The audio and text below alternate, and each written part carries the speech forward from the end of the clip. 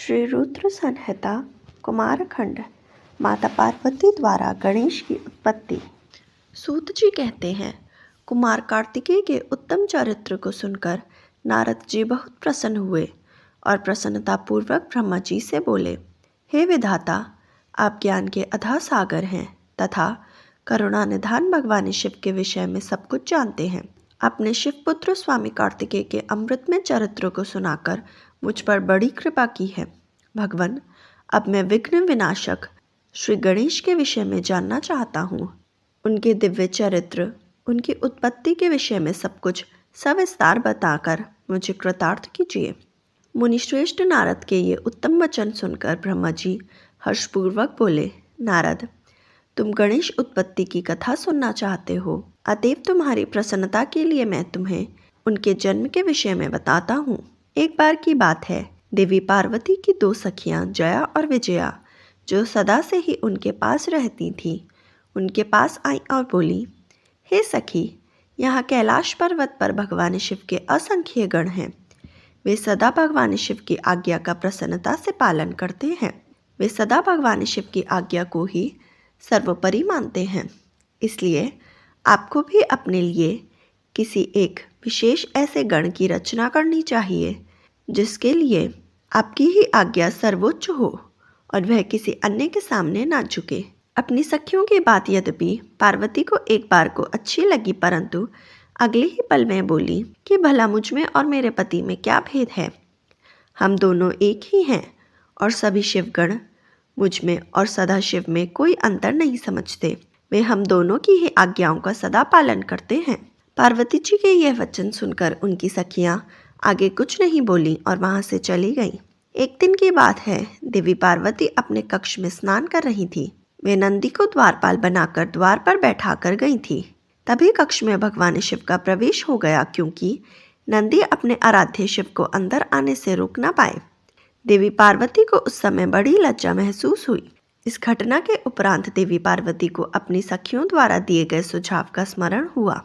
तब उन्होंने सोचा कि मेरा भी कोई ऐसा सेवक होना चाहिए जो कार्य कुशल हो और मेरी आज्ञा का सदैव पालन करे, अपने कर्तव्य से कभी भी विचलित न हो। ऐसा विचार करके उन्होंने अपने शरीर के मैल से शुभ लक्षणों से युक्त उत्तम बालक की रचना की। वह बालक शुभ संपन्न, महाबली, पराक्रमी और सुंदर था।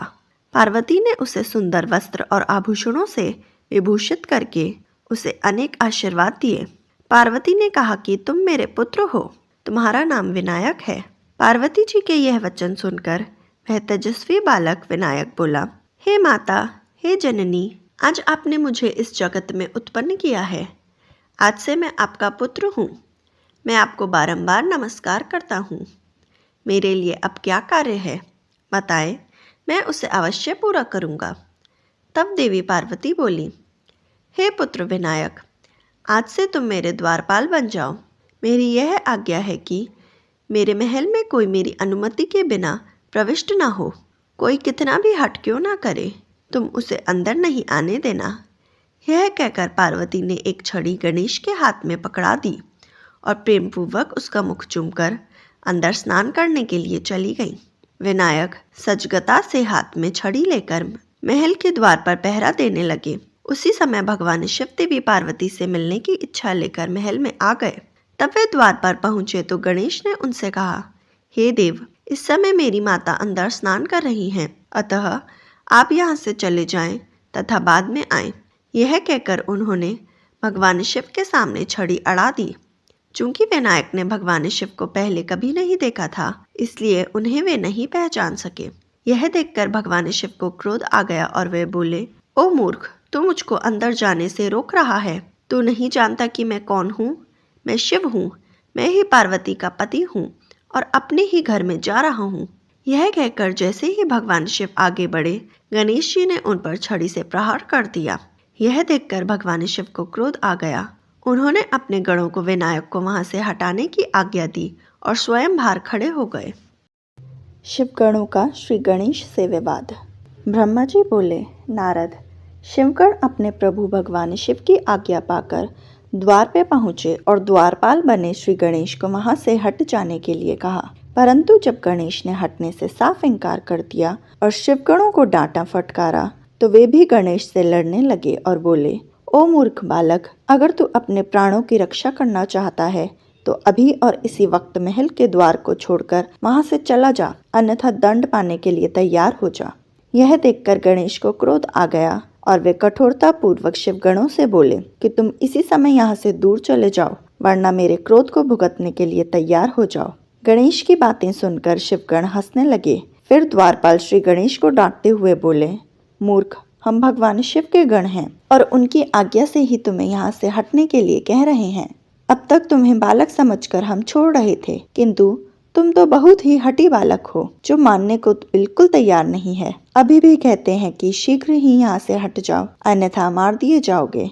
शिवगणों के इन वाक्यों को सुनकर गणेश जी अत्यंत क्रोधित हो गए। शिवगण बोले, अब हम तुमसे विनम्रता से नहीं कहेंगे, अब हम तुम्हें तुम्हारी धृष्टता के लिए दंड देने आए हैं। यह कहकर सभी शिवगण, जो कि विभिन्न प्रकार के आयुधों से विभूषित थे, गणेश पर टूट पड़े। गणेश और शिवगणों में बहुत भयानक युद्ध होने लगा, परंतु गणेश के साहस और पराक्रम को देखकर सभी शिवगणों के होश उड़ गए। शिवजी का कोई भी गण गणेश को परास्त नहीं कर सका। गणेश ने अकेले ही अनेकों शिवगणों को मार मार कर घायल कर दिया और वहां से भागने को विवश कर दिया। तत्पश्चात पुनः द्वार पर डटकर खड़े हो गए।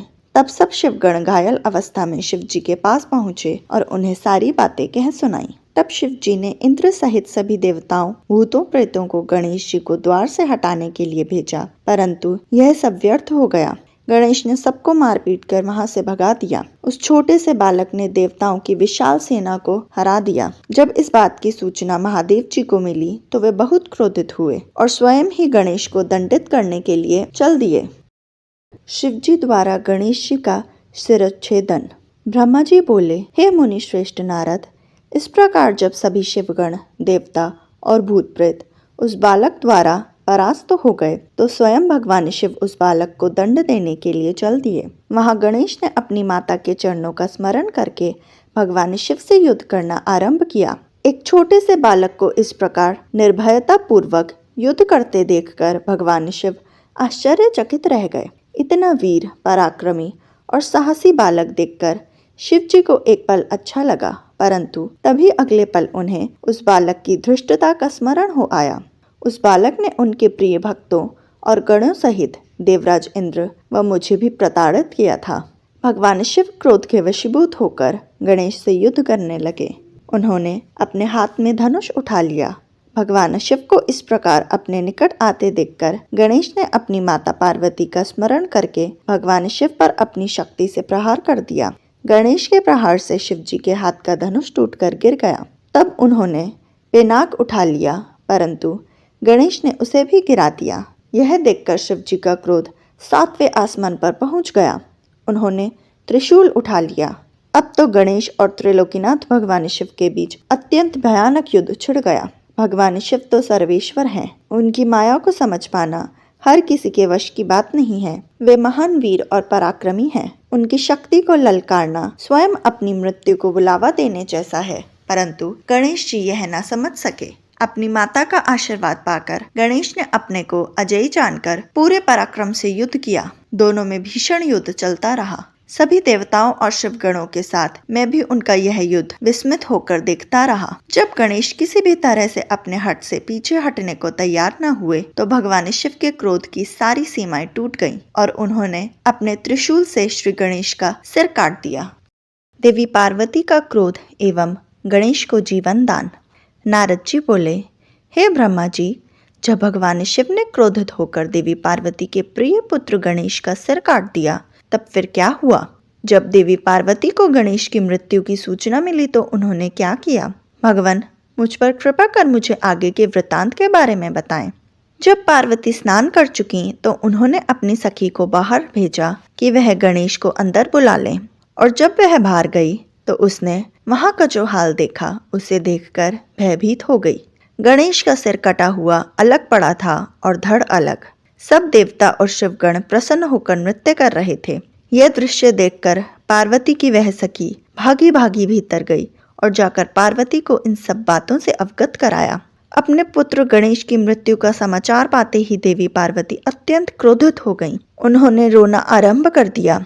रोते बिलखते वे कहती, मैं तो अपने पुत्र की रक्षा भी न कर सकी। सब देवताओं और शिवगणों ने मिलकर मेरे प्यारे पुत्र को मौत के घाट उतार दिया।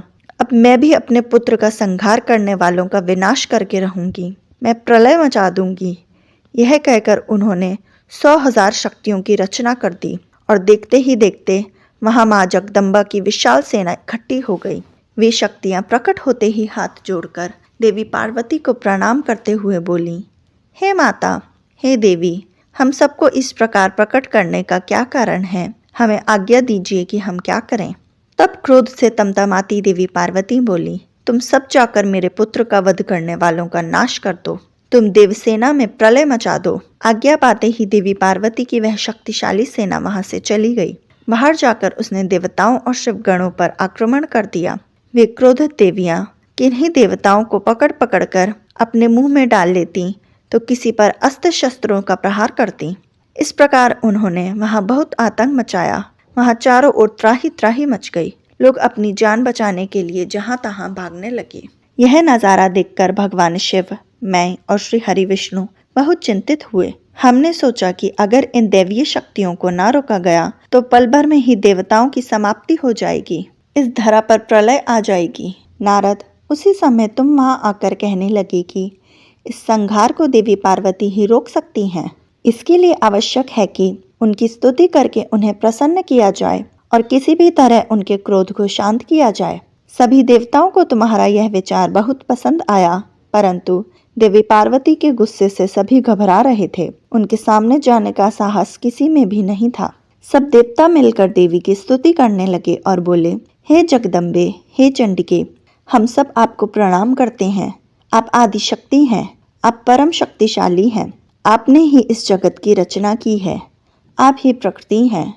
आप प्रसन्न होने पर मनवांछित फलों को देने वाली हैं। क्रोधित होने पर सब कुछ छीन लेती हैं। हे देवी, हम सब अपने अपराध के लिए आपसे क्षमा याचना करते हैं। हम सबके अपराध को क्षमा कर दें और अपने क्रोध को शांत करें। हे माता, हम सब पर अपनी कृपा दृष्टि करो। हे परमेश्वरी, सब कुछ भूलकर प्रसन्न हो जाएं और भयानक रक्तपान को रोक दें। देवी पार्वती बोली, हे देवताओं, वैसे तो तुम्हारा अपराध सर्वथा अक्षम्य है, फिर भी तुम्हारी क्षमा याचना को मैं सिर्फ एक शर्त पर स्वीकार कर सकती हूँ। यदि मेरा पुत्र गणेश पहले की भांति जीवित हो जाए तो मैं तुम सबको क्षमा कर दूंगी। यह सुनकर सब देवता चुप हो गए, क्योंकि यह तो असंभव कार्य था। फिर भी देवता हाथ जोड़कर करुण अवस्था में भगवान शिव के सामने खड़े हो गए और बोले, भगवान, अब आप ही हमारी रक्षा कर सकते हैं। जिस प्रकार आपने गणेश का सिर काटकर उसे मारा है, उसी प्रकार अब उसे जीवित कर दीजिए। भगवान शिव ने देवताओं को आदेश दिया कि उत्तर दिशा में जाएं और जो भी पहला प्राणी मिले उसका सिर काट कर ले आएं। तब उसका सिर हम गणेश के धड़ से जोड़कर उसे जीवित कर देंगे। देवता उत्तर दिशा की ओर चल दिए। वहां सर्वप्रथम उन्हें एक हाथी मिला। वे उसका सिर काट कर ले आए। वापस आकर उन्होंने गणेश के धड़ को धो पोंछ कर साफ किया और उनकी पूजा की। तब उसमें हाथी का सिर लगा दिया। तत्पश्चात श्री हरि विष्णु ने मंत्रों से अभिमंत्रित जल गणेश के मृत शरीर पर छिड़का। जल की छींटें पड़ते ही भगवान शिव की कृपा से वह बालक ऐसे उठ खड़ा हुआ जैसे अभी अभी नींद से जागा हो। वह बालक अब हाथी का मुख लग जाने से गजमुखी हो गया था, परंतु फिर भी बहुत सुंदर और दिव्य लग रहा था। रत्न वर्ण का वह बालक अद्भुत शोभा से आलोकित हो रहा था। तब भगवान शिव की कृपा से पार्वती पुत्र गणेश जीवित हो गए तो सभी देवता और शिवगण अत्यंत प्रसन्न होकर नृत्य करने लगे। उनका सारा दुख पल भर में ही दूर हो गया। देवी पार्वती अपने प्रिय पुत्र गणेश को जीवित देखकर बहुत प्रसन्न हुई। उनका क्रोध भी शांत हो गया था।